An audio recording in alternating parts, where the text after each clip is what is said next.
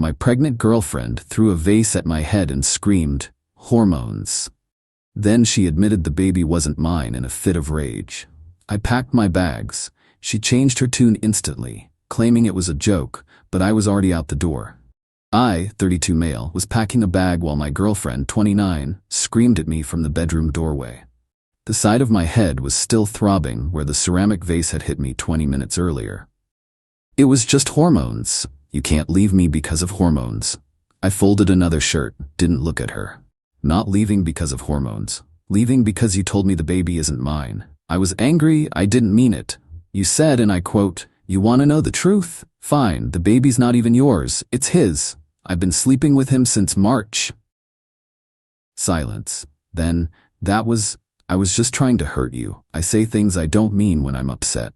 I finally looked at her, 6 months pregnant, standing there in my apartment. Well, our apartment now, since she'd moved in 4 months ago when we found out. Tears streaming down her face, hands on her belly. "You threw a vase at my head, then screamed that the baby isn't mine, then described in detail how you've been cheating for months. That's not saying things. That's truth coming out when you're too mad to lie anymore. Baby, please, stop calling me baby. Stop calling me anything. I'm done." "You're really going to abandon your child?" "Not my child. You literally just told me that. It was a joke. God, can't you take a joke?" I zipped the bag, grabbed my laptop. "I'll be back for the rest of my stuff when you're not here. Don't contact me." "Where are you even going? Not your problem anymore." I walked past her. She grabbed my arm. "You can't just leave. I'm pregnant. What am I supposed to do?" "Call the actual father, the one from March." Her face went from desperate to venomous in about half a second. "You're a coward. A pathetic coward. I gave you everything and this is how you repay me?" I pulled my arm free. "You gave me lies and someone else's kid. We're done." Walked out. She was screaming behind me, but I didn't catch all of it. Something about ruining her life, about me being heartless, about hormones again. Drove to my buddy's place. He took one look at my face and handed me a beer. "She actually threw something at you." "Vase. Missed mostly. Clipped my ear? And the baby?" "Not mine." She admitted it mid-fight, then tried to say she was joking when she realized I was leaving. Holy shit. "Yeah." Stayed on his couch that night. Blocked her number around 2 a.m. after the 50th text. They ranged from, "I'm sorry baby, please come home," to, "You're going to regret this," to, "The baby is definitely yours, I was lying about lying." Too late for that. Update 1 week later. The harassment got creative real fast. First, she showed up at my work. Security called me down to the lobby where she was making a scene. "He abandoned me. I'm 6 months pregnant, and he just left." Security guard looked at me. I looked at him. "She's my ex. We broke up. I'd appreciate if she wasn't allowed in the building." "Sir, she says you're the father." "She also says the baby isn't mine depending on which day you ask her. I'd still like her removed from the building." My girlfriend started crying. "How can you be so cruel? I made one mistake and you're throwing away our family. One mistake that lasted since March. That's not one mistake, that's 4 months of lying." Security escorted her out. She was screaming about abandonment and deadbeat dads and hormones. Again with the hormones. My boss called me in that afternoon. "Want to explain what happened in the lobby?" I gave him the short version. Vase, confession, me leaving, her showing up here. He winced. "That's rough. Look, I can't ban her from a public building, but if she becomes a problem, I'll handle it legally if needed." "Good. And hey, might want to get a paternity test. Cover yourself." Smart advice. Called a lawyer that evening. Guy specialized in family law. "So she admitted the child isn't yours?" "Yes." Then said she was joking. Then said she lied about lying. At this point I have no idea what's true. "Do you want to be involved if the child is yours?" Good question. Thought about it. Honestly, after the vase and the lying, no. But I'll pay support if legally required. I'm not trying to dodge responsibility, just trying to dodge crazy. "Fair enough. Here's what we do. Demand a paternity test. If it's not yours, you're clear. If it is, we establish a custody arrangement that limits your contact with the mother." Can we do that? Given her behavior, assault, harassment at your workplace? Yeah, we can argue for supervised exchanges minimum. Cost me $3,000 retainer. Worth every penny. He sent a letter to my ex the next day.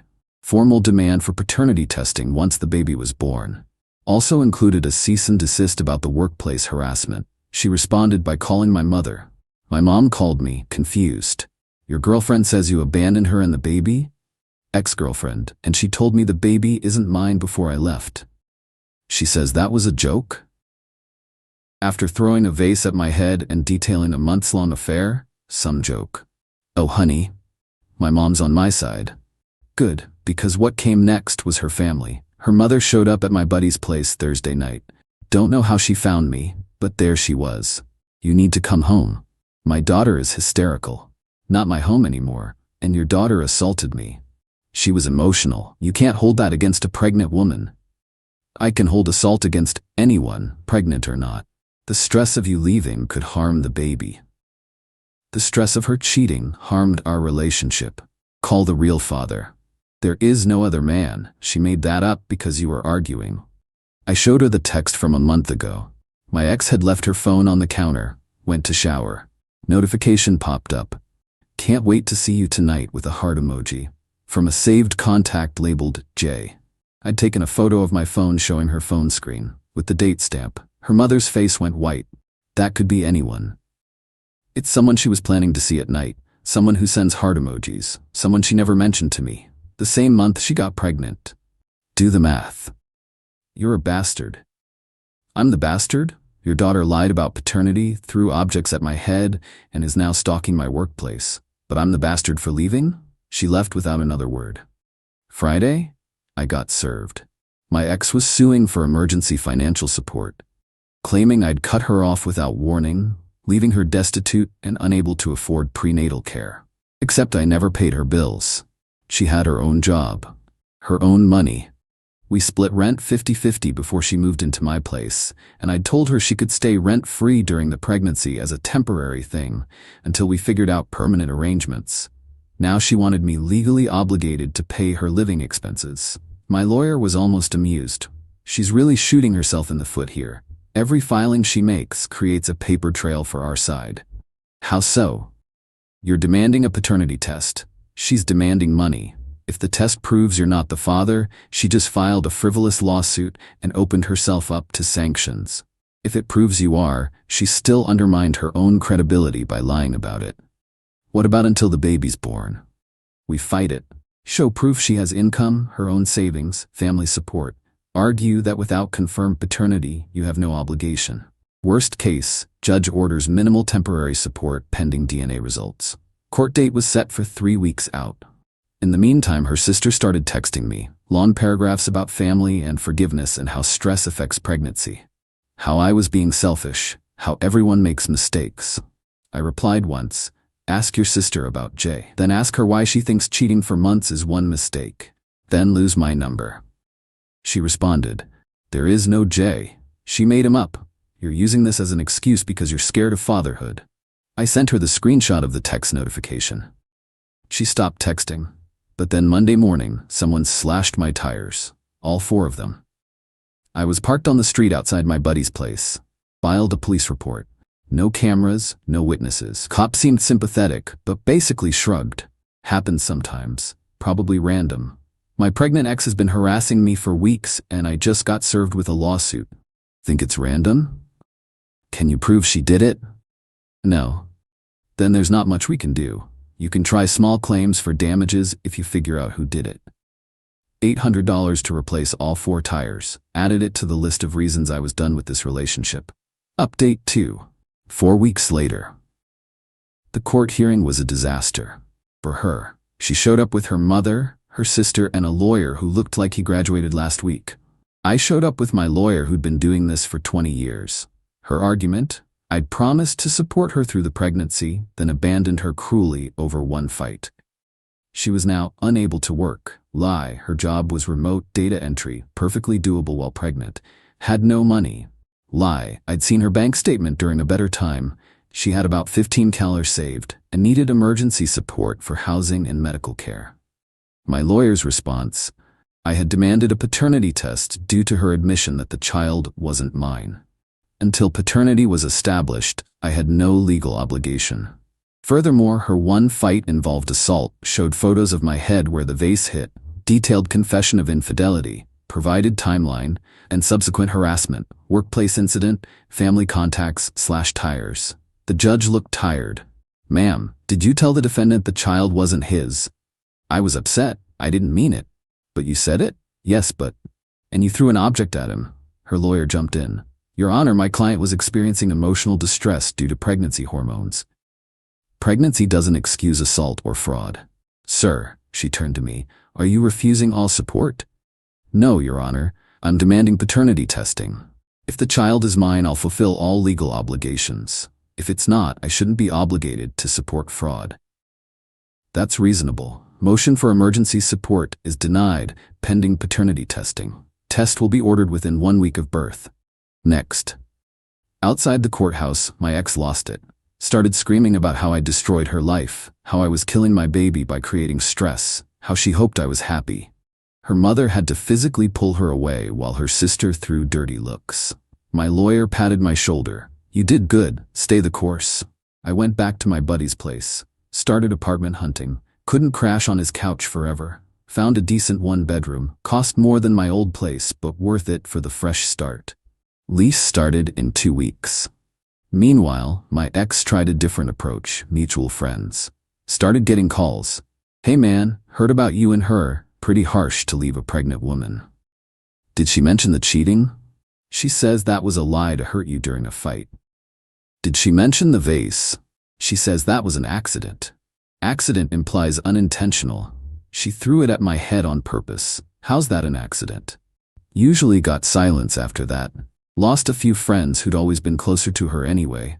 The ones who knew me well stuck around. One friend knew us both equally, called with a different angle. "Look, I'm not taking sides, but what if the baby is yours and you miss everything because of pride?"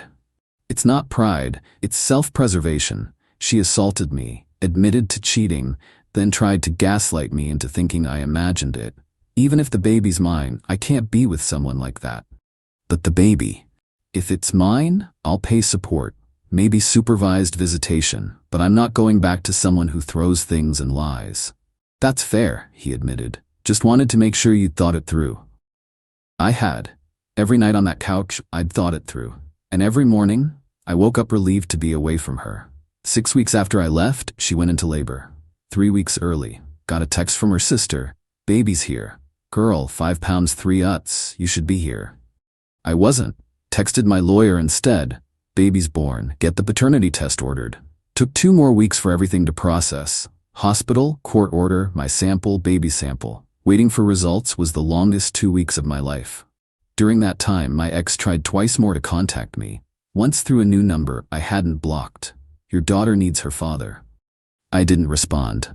Not playing that game until paternity was confirmed. Second time, she showed up at my new apartment. Don't know how she got my address. Showed up with the baby, crying on my doorstep. "Just meet her, please. She looks just like you." I looked at the baby through the crack in the door. Kept the chain on. Newborn, tiny, wrapped in pink. Could have looked like anyone at that age. Test results aren't back yet. "I know she's yours. A mother knows. You also knew the baby wasn't mine back in April, so forgive me for not trusting your maternal instincts." That was different. I was angry. "Results in a few days, we'll go from there." "You're really going to reject your own child because you're mad at me?" "I'm gonna wait for scientific proof before committing my life to a child that might not be mine." That's called being responsible. Closed the door. She stayed outside for an hour, finally left, didn't come back. Results came back on a Thursday. My lawyer called. "Got the results? You sitting down?" "Yeah." "Not yours, 0% probability of paternity." I felt relief, overwhelming relief, followed immediately by anger. She'd put me through 2 months of hell over a baby that wasn't even mine. What now? Now you're free. No legal obligation whatsoever. I'd recommend one more cease and desist to prevent further contact.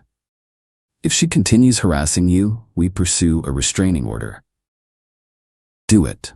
He sent the letter same day. Included the paternity test results, stated clearly that I had no legal or financial obligation to my ex or her child, demanded she cease all contact or face legal consequences.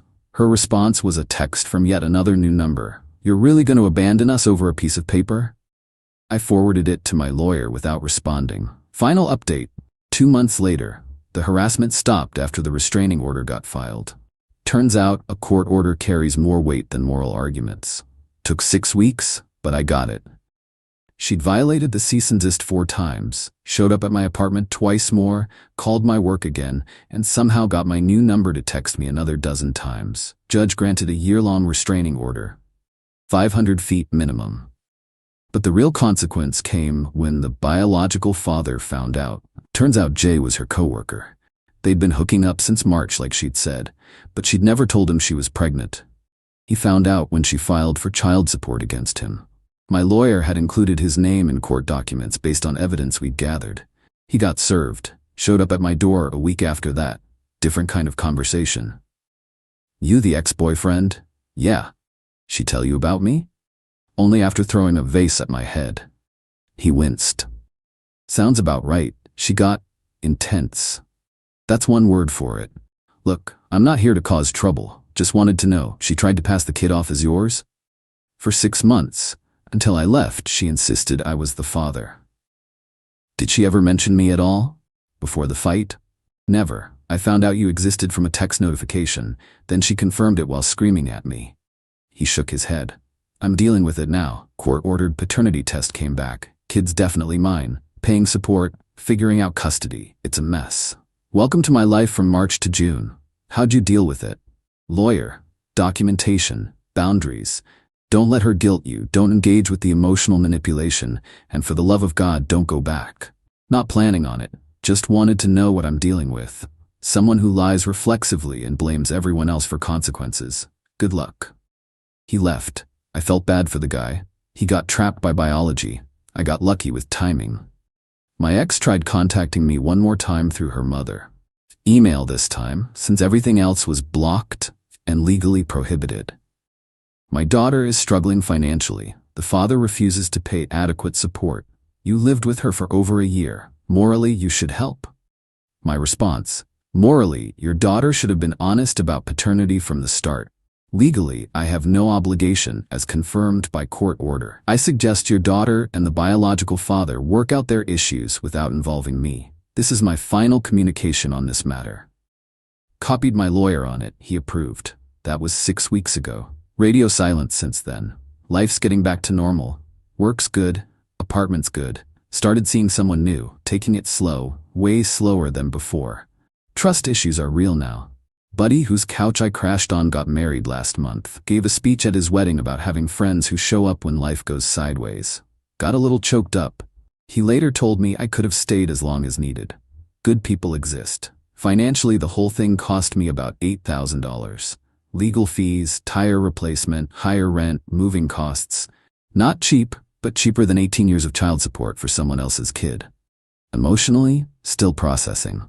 Therapy's helping. Turns out, getting assaulted by someone you love leaves marks that don't show up on the surface. The what-ifs hit me sometimes. What if I'd stayed? What if I'd believed it was a joke excuse? What if I'd waited until birth to confirm paternity? I'd be trapped. Legally tied to a child that wasn't mine.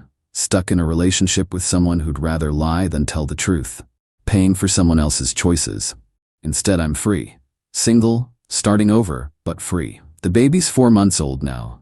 I don't know her name. Don't know what she looks like beyond that one glimpse through the door. Don't know if she's healthy or happy. And that's okay. She's not my responsibility. She has a father, the real one. He's dealing with it. I hope he's better at boundaries than I was. My ex hasn't moved on though. Heard through mutual friends, she's been telling anyone who'll listen that I abandoned her and our baby. Still lying about paternity. Still playing victim. People who know the truth don't buy it. People who don't, their opinions don't matter. Learned some hard lessons through this. Red flags I ignored early in the relationship. Moments where her temper showed and I wrote it off. Times she lied about small things that should have been warnings. Won't make those mistakes again. Someone asked me recently if I regret how I handled it. If I should have been more understanding about the hormones, more forgiving about the vase, more patient about the paternity confusion. No, she threw an object at my head, admitted to months of cheating, tried to trap me with another man's child, then spent months harassing me when I wouldn't play along. I protected myself, set boundaries, required proof, followed through when proof showed I was right. That's not cruel, that's survival. The vase missed mostly, just clipped my ear, still have a small scar, reminder to trust actions over words. To believe people when they accidentally tell you the truth during anger. To know when to walk away, even when someone's crying and pregnant and calling you heartless. Because sometimes being heartless means having enough heart left to protect yourself. She wanted me back when she needed someone to play daddy to another man's kid. Not because she loved me, because she needed someone to fill a role. And I was done playing roles in someone else's story. Living my own story now, it's quieter, simpler, honest, no vases flying, no lies about paternity, no drama at work, just me, my apartment, my job, and a future that doesn't include someone else's betrayal. Best decision I ever made was packing that bag while she screamed. Best thing I ever did was keep walking when she said it was a joke, because staying would have been the real joke. And I wasn't laughing anymore.